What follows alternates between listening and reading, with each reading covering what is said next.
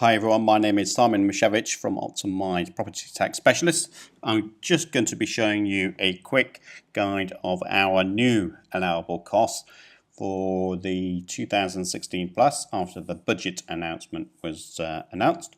So just to cover the ground, this workbook really is designed to help you understand what costs are revenue, as in to be offset against your property income, which costs may be offset against your capital when you sell the property, and which costs are not allowed at all. A couple of assumptions made. It was based on the 2015 budget announcement is coming into effect. So it's for the 2016-17 tax return. The purpose of the spreadsheet is obviously to give you some clarity of what you can offset against your various income streams. And obviously this spreadsheet is only really designed for education purposes only. If you wish to make sure that your understanding is correct, then you need to book some time. And if you need a property tax specialist, then you just click onto here. If you need a one-off tax consultation, which is really to understand this spreadsheet, then click here instead. Also, there's this button here to help you with this video again, if you should so wish.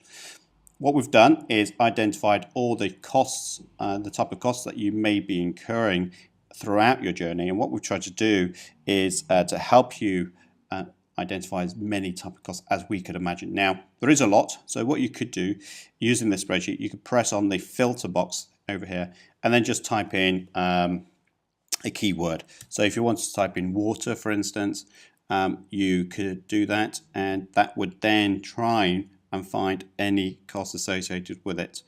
Now, one thing I would do is with this kind of thing is always try and use this search box and then keep working with it. So here you've just done that. I've just put it in the wrong place, I've just noticed. But so put it in the search box down the bottom there and it will come up with that water. So using the search box will help you understand what costs may be offset.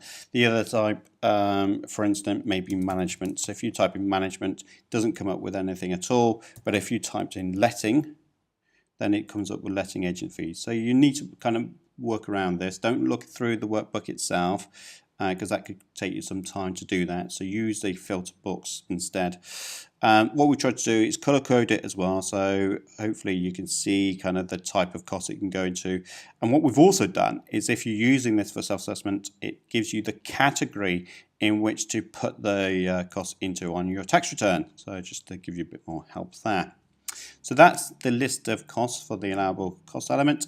And this one, what I've tried to do is really to help you understand if you're doing a refurb, where it needs to go. So what we've done is given you the typical kind of costs that we will expect you to have when you're doing a refurb. And we've then allowed you to just have these filters there. So what it will do, give you your totals on the top hand section there.